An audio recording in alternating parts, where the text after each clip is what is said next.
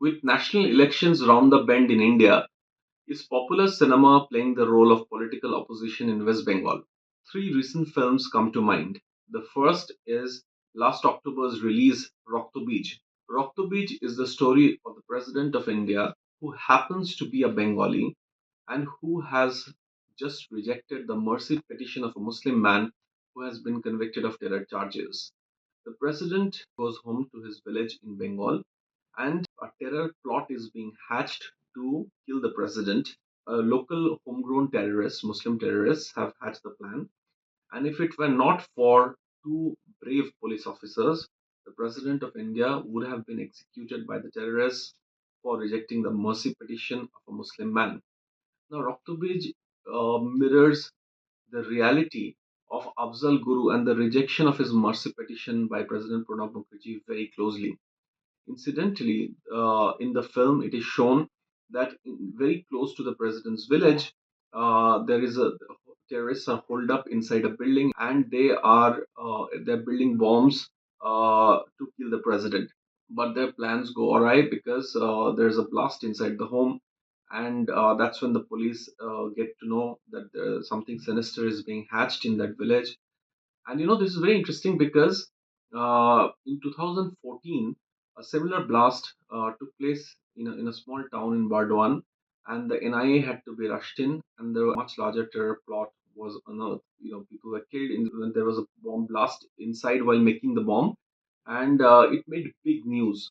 Now, there was a Times of India report from that time which said that when the bomb blast took place inside that house, the President of India, Pranab Mukherjee, was very close to the site of the blast. And the President of India, as I said, in real life, Pranab Mukherjee had rejected the mercy petition of Afzal Guru. Now, this is a film. This film did very good business. Rock the Beach, released last October in West Bengal, did very good business. And this brings to the fore the issues that are often discussed in West Bengal's politics, mainly by the opposition BJP. That there is a sense of appeasement, very porous border with Bangladesh, which helps terrorism to foster in the state. The second film is a film called Prodhan.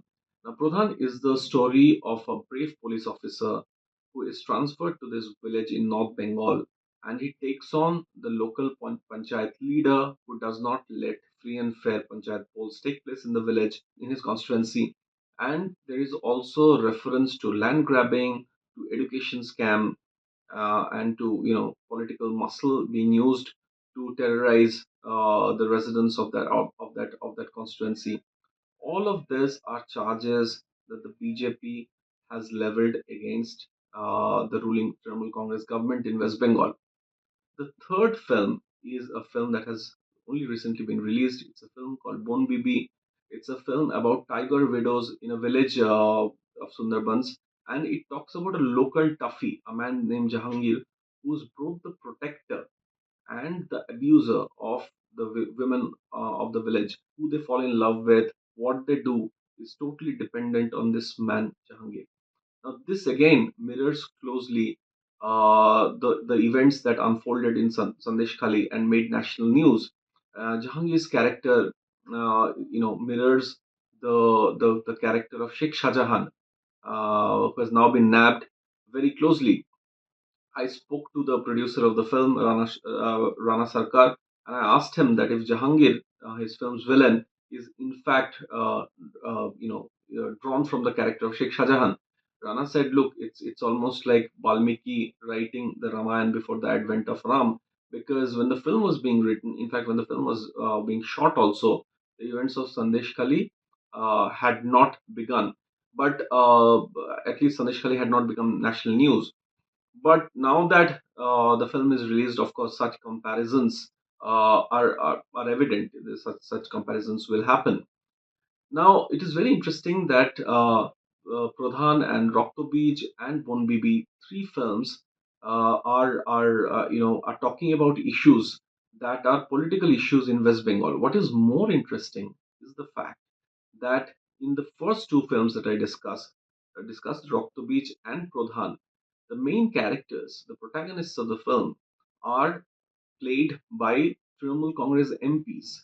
In Roktobij, it was Trinamool Congress MP Mimi Chakraborty, and in Pradhan, it is Trinamool Congress MP Dev Adhikari. Now, Sharmi Adhikari, film critic, says that this is a very smart ploy by the Trinamool Congress government. For one, it shows that the things that Trinamool Congress are accused of, things that are shown in the film, are not really true, because if they had been true, ruling Trinamool Congress MPs would not have played those parts in the film. So Trinamool Congress must be accused of things that are not true, and it's only because of that they have the courage to do such films which addresses such issues. The second point she makes is that it also shows that there is a lot of freedom of expression in West Bengal, and in West Bengal cinema, because the ruling Trinamool Congress government does not stop the filming or the exhibition of such films.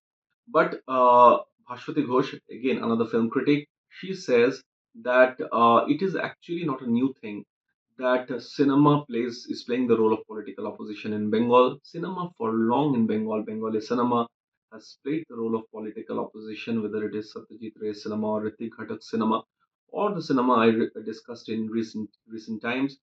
Cinema has already always played the role of political opposition, or has dealt with subjects that are political and immediate. She has a word of caution, though, that the Bengali cinema watching audience is a very mature audience, and Bengali filmmakers should not start making propaganda film like some films from Bollywood, because such films eventually will not do well at the box office, or will not also be accepted by the audience at large.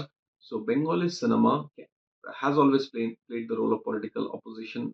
They should continue to do so, but it should be meaningful cinema and not propaganda cinema.